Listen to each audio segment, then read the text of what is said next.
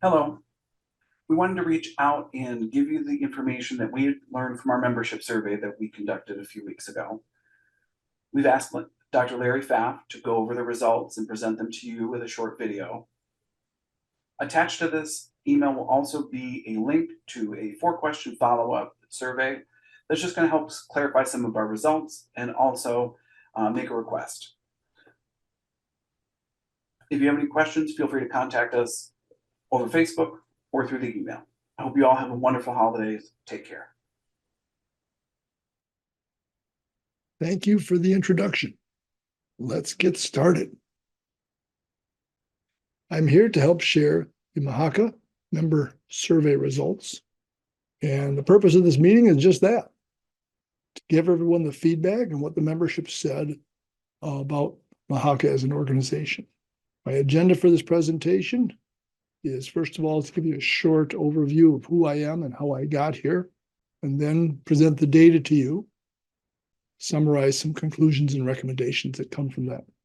My name is Larry Pfaff, and let me just give you a quick background on me. My education is that I have a bachelor's degree in physics, and my master's and doctorate are in counseling. I finished my doctorate in counseling in 1980. I am a licensed professional counselor and have been since the first law was passed in Michigan. I have 40 plus years of experience in multiple roles that overlap. I've done a great deal of organizational consulting for hundreds and hundreds of organizations, both profit and nonprofit, mostly at the leadership level in terms of boards, executives, and team building and those sorts of things. I've also been a counselor educator for that entire period. I taught my first graduate class soon after getting my doctorate, taught my last counselor education graduate class just a few years ago. I've been a full-time counselor educator also and a director of a master's program in counseling. I've also done a great deal of career and executive coaching. And the last thing is I've also been a test publisher. I have 5 psychological tests that I've published that are available at the world's largest online test publisher. How did I get here in this specific role? Well, it goes back to being that lifelong licensed professional counselor in Michigan. I know a lot of people in the state in the counseling profession. I've known a lot of people for a long time. Back in August of this year, I was contacted by Jim Blundo and Dr. Schaefer, who were very active at MMHCA, and they approached me and asked me to come and help MMHCA because they knew, I've known them for decades, they knew that I've done a lot of work with boards and executive committees and that sort of thing, and they wanted me to help out MMHCA because they felt that there were some issues going on at MMHCA. So I agreed to help them, and I agreed to do it unpaid. So it's a pro bono assignment. I started that back in August. I have continued to work with the board. I felt like I agreed to work with the board, not with any particular individual. And so I've continued to work with the board up to this point. How to get to this project? Well, the board knows me, and they wanted to do a survey of member needs and preferences, and they knew that I've done this. I've done this in many, many situations. I've done lots of these surveys, especially in corporate settings, much larger than this, much more complex than this, and I know how to analyze data. One question that you should ask is can I be an unbiased person who's helped with this and has processed the data? I already said I've done a lot of surveys in the past, so I know how to do it.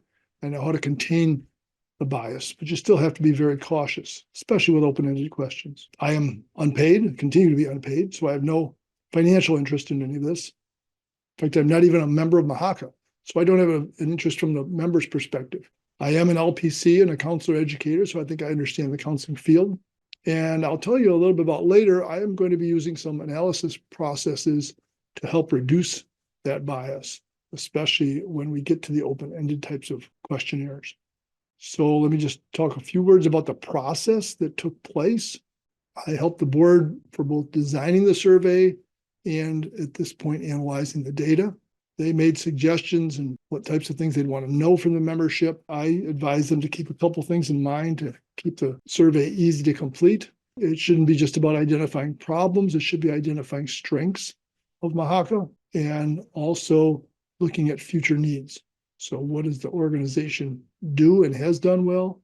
And what do they need to do instead to be better and more useful to their membership? The survey itself was distributed through Google Forms, and that was done because Google Forms makes it easy for you to tally and analyze the data. So the survey format, if you filled it out, you might remember this. If you didn't fill it out, then this might be new information for you. The survey had a total of 13 items. The first 5 were demographic in nature, which you'll see shortly. The last 8 items were collecting preferences and opinions and comments. Used Google Forms, but the reason we used it, another reason for the survey format, was that each respondent could only complete the survey once. The survey was sent to both current and former MHCA members. So let's get started on the results. First section here is just going to be the demographic data. And you might think demographic data is kind of boring, but there are some interesting patterns here, I think. First one was, what's your member status? Current member or former member? And there were 290 responses. 70% were current members or are current members, and about roughly 30% former members. That doesn't surprise me because current members are going to be more interested and more dedicated to giving feedback. We have 290 responses. You might say, is 290 very many? Is that good or bad? Well, I'll take you back to your graduate school days. But if you have a population the size of MHCA membership, what number do you need to get to have a valid 90 or higher % probability? It turns out you need a little over 200. So it's a good enough number that you get enough diversity in there and wide enough range of input. So greater than 200 is a good sample size, so it's a good sample size. Item 2, how many total years have you been a member of MHCA? The column on the left is number of years they've been a member, and the column on the very far right is a percentage of the total number reporting that. 62% of the people reporting are in their first 4 years as a member of MHCA. It's a very high number in a low number of years. The next category is another 24%. If I look at those numbers with all the research I've done over the years, I see that as potentially problematic when you have 86%, almost 87% of your membership have been members 9 years or less. That indicates potential high levels of turnover, which says to me, members have not been retained. Why not? What haven't they been getting? Because if people are getting what they need from a professional organization, they'll stay a member.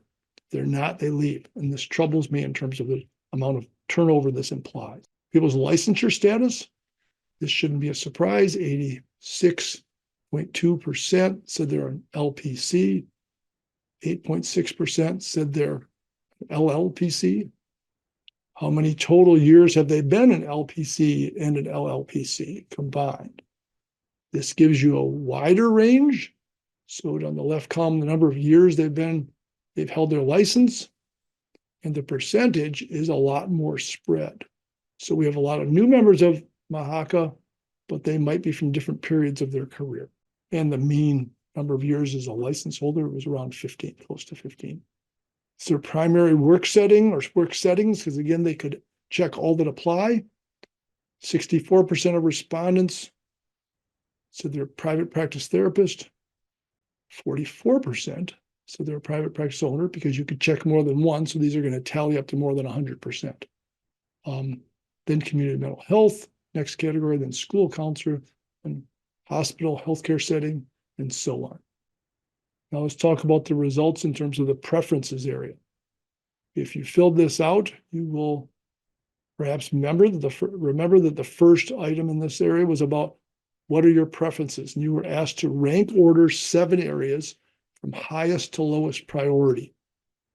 And these are the areas that were ranked. And this is just in a random order. This is not the order that came out after people ranked them. But here are the areas: continuing education, peer support networking opportunities, career development resources, advocacy and lobbying, updates on law changes that affect counselors, starting and running a private practice, and bridging from graduate school to professional counselor. The difference between lobbying, advocacy, and updates on law is simple. Advocacy and lobbying is active outreach to influence, whereas just providing updates are providing all different updates of laws that would affect counselors. So they're in the same realm in terms of legal types of things, but they're taking it from a different perspective. The bridging initiative and the bottom one was added because that's something that MHCA has been doing for a number of years now. People had these presented to them random order, which I'll talk about in a second. So random order by Google. The nice thing about Google Forms is it shuffles these every time a new person logs in, so you don't get the same preference area at the top. They get shifted, so that doesn't make one more likely to be number one. Here's what it looks like if, as Google Forms supplies it, you get a ranking. So you can see in the upper left there is continuing education or training, and the color of the bars, the blue bar or the number of people rank that as number one choice. Red is number two. I guess that's sort of a mustardy orange colors, third rank, and so on. So the blue bars are, when that blue bar is high, that means that area was ranked very highly by the members, as a lot of people ranked it number one. And the scale on the left, 0, 50, and 100, are the number of people who ranked it that out of the 290. So when you look at this, it's kind of interesting, but it's hard to calculate or hard to figure out which one is the one that's preferred most. If you look just at the number ones, you say, oh, advocacy and updates on the law look like they're number one. They might be, but we don't know. So I did one other thing to it to try and make the data a little easier to interpret. I weighted the responses.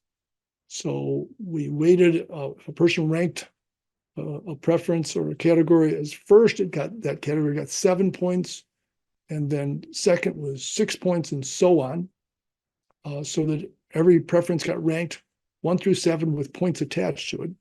That way we could calculate a single score for each one of those areas. And when you calculate a single score, this is what it looks like.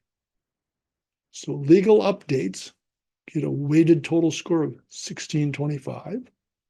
Advocacy and lobbying, 1620. Those two are both around legal issues. One's informing, the other's actual outreach. Obviously, the two highest priorities. Continuing education is clearly number 3. And then support, peer support and networking is number 4. And then it falls off from there quite a bit to career resources. Then running a private practice, those are real similar. And then bridging student to professional, the bridging initiative. Again, that's going to be a high priority for new counselors, but not as much for the older counselors. What this says to me is, my sense is MHCA has done a lot with legal advocacy things over the past, but not as much with the other areas. Next item, how often would you like to receive information from MHCA? And people could answer more than one of these, so you could check all that apply. Clearly, the most often checked was as needed, but then also monthly. So monthly as needed. Fewer people wanted it more often than that. Next item is, what's your preferred method of receiving communication from MHCA?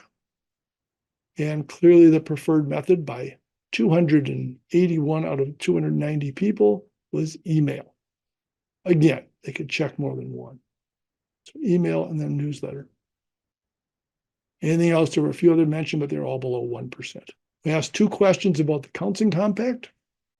First one was, should MHCA actively explore participation? 65% of people say yes, actively explore it. 32% say they're unsure. And only a small percentage say don't explore it. So clearly, the majority of people think it ought to be at least looked into. And the second logical follow-up to that is, should we sign the Counseling Compact? The questions were, though, given what you currently know, are you in favor of signing it? 50% are in favor of the 290. Again, a small number say no, they're not in favor. And 45% say they're unsure, they don't know enough. Clearly, people are interested in it and the concept. It's about half right now are in favor of it. The other half don't know enough. So it looks like more information and more accurate, detailed information is probably important at this point. More work needs to be done. The last part of the questionnaire was a whole section of open-ended questions. And this is where it gets kind of interesting, because how do you analyze data when it's open-ended, when people just write answers? We asked 3 questions. First one was, what has MMHCA been doing for its members in the past that it should definitely continue to do? Second question is, what has MMHCA not been doing for its members that it should definitely start doing? So we have done in the past, should continue. Haven't done, should start. And then the third question was, give us any other general comments you'd like. Now, these 3 items, all 3 of them were analyzed using artificial intelligence technology in order to avoid personal bias. Typically in the old days, how I would analyze this type of data is me and other people would read through every item, and then we would tag them with keywords, then we would tally them all up, and we tried to then analyze what that group of words says. The way I did it in this case was I took all of the raw data questions, verbatim, typos and all, and we load them into AI engines and give the AI engine instructions of what we wanted to see, what we wanted it to do, how it was going to analyze it, and then it spits back to us its analysis. I did that with multiple AI engines to make sure that I was getting consistency across them all before I would report this. So most of what you're going to see from this point on is not my opinion. It's the AI engines analyzing the verbatim answers of the respondents. Let me just make a comment about the respondents. You're going to see that a lot of people responded. Very, very high percentage of people responded to each of these questions. And I have to tell you, I've actually read through every answer. I was impressed by the seriousness that people took this and the constructive nature and the professional nature of the responses. Really quite impressive. Question 11. What has MMHCA been doing that it should definitely continue to do? Total AI analysis, 256 out of 290 people responded to this question. Here's what they noted from past and current activities that they pointed out that were being done and should definitely continue. Advocacy, it's been the primary focus of MMHCA in many ways. Training and education. MMHCA has offered several training programs in the past, including human trafficking and unconscious bias. And thing in the past, and this was interesting because it was clearly worded when communication and transparency was mentioned, that this has recently increased its efforts. And that was pointed out in some of the items where people talked about this is a recent development and we're glad to see it's happening. There's a lot of talk about the past too. Here are suggestions that came within each of those areas. With advocacy, suggestion, that area came up, but the suggestion was there needs to be additional lobbying, not just for a law, maybe in areas like insurance reimbursements, increased scope of practice, and the compact. Those came up. People talked about the training area. Yes, it's been good in the past, but it should offer a wider variety of training programs, not just a few. And there was talk about continue to improve its communication with members. There's a definite trend of saying what's happened in the last couple of months is a good start at communication, but it needs to continue. There's also some comments about additional services like legal assistance or career counseling or mentoring programs, but those were sort of scattered. 12th question, what should MMHCA start doing? Suggestions for starting things fell into 5 areas. Keep in mind, this is AI analysis. So these aren't my ideas. This is what the AI analysis shows. Also, let me mention 248 people answered this item. So 248 people actually typed something out. Granted, some of those were short answers, but 248 people actually entered in data, and most of them said significant things. 5 areas should start doing more of: communication and transparency, professional development and training, networking and collaboration, advocacy and legislation, and then other areas. 2 of those first 4 are expansions on what's been done in the past. The AI analysis took each of those areas and collected some of the typical responses. Under communication and transparency, it cited things like increasing the frequency and clarity of communication with members, regular updates, legislative changes, and financial information, and improving transparency and decision-making in board operations. And this is the AI analysis saying this involves ensuring compliance with bylaws, holding open elections, and providing clear explanations for actions. And MHCA needs to respond to member inquiries and concerns in a more timely and professional manner. Second area, professional development and training. You're going to see some overlap here with question number 11. Offer a wider variety of continuing education opportunities, including more online, on-demand options, and courses on emerging topics. A definite flavor toward providing affordable and accessible training programs, including significant discounts for members. And offer training programs for specific needs, such as setting up a private practice or working with insurance companies and things of that nature. So that puts some flavor and some context to professional development. Networking and collaboration, here are the main points. Organize more in-person or online networking events so people can connect and share resources. Collaborate with other mental health organizations. Develop a forum or a platform, internet or virtual platform for members to connect and discuss professional issues. Advocacy and legislation. Explore the potential benefits and drawbacks of joining the compact. Work with insurance companies, hold them accountable. And what got thrown into was advocate for student loan forgiveness. And the last area were some other areas that just sort of popped up that the AI sort of pulled out. Ensure the organization is run ethically, professionally, provide clear information about the benefits for membership. What do I get out of this place? And become the resource for counselors at all stages of their career. And maybe even promote the counseling profession to the general public. The last question was that open-ended one. What other things should the board know about your experience or your needs? This one, 193 people answered. These are going to be divided into 3 categories. At least this is the way the AI did it, which is interesting. It divided them into positive comments, negative comments, and neutral comments.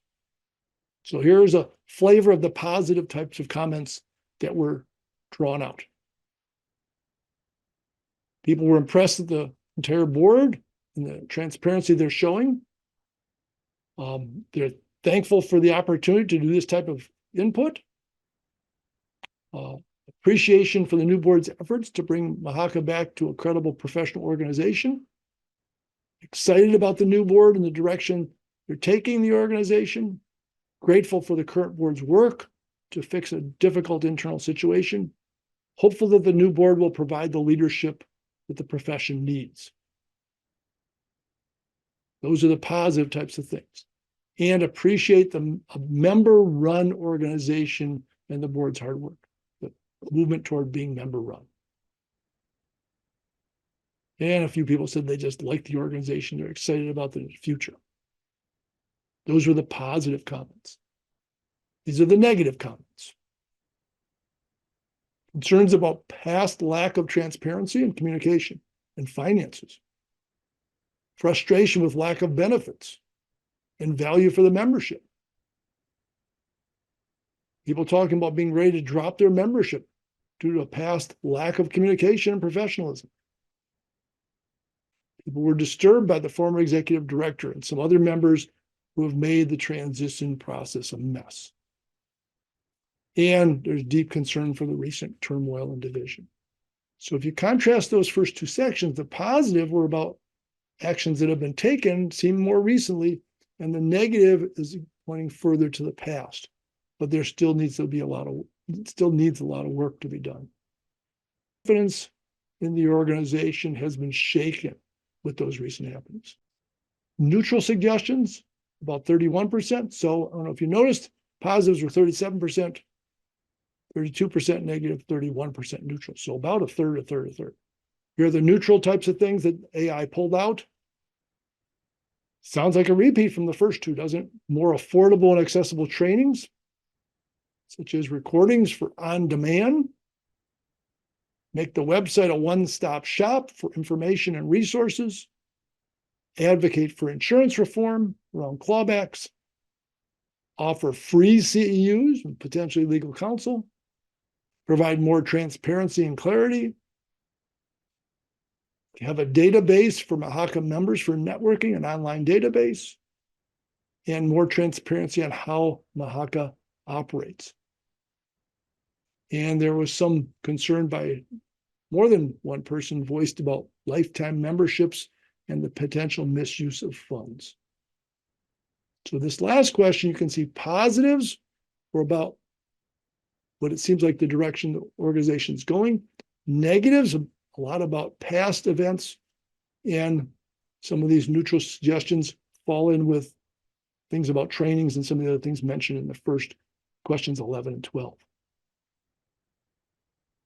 So here are the conclusions. Again, now these conclusions and the recommendations are from AI analysis. One conclusion, there's a positive lean towards the board's current efforts, both in the positives and the negatives. It talks about the current efforts being going in the right direction, but there's a lot of lingering negativity about the organization from the past and from the recent turmoil. Members want clarity on future direction. At the same time, they're hopeful. And while a significant number of the members are excited about the new direction, there's still a sizable group harboring negativity and distrust.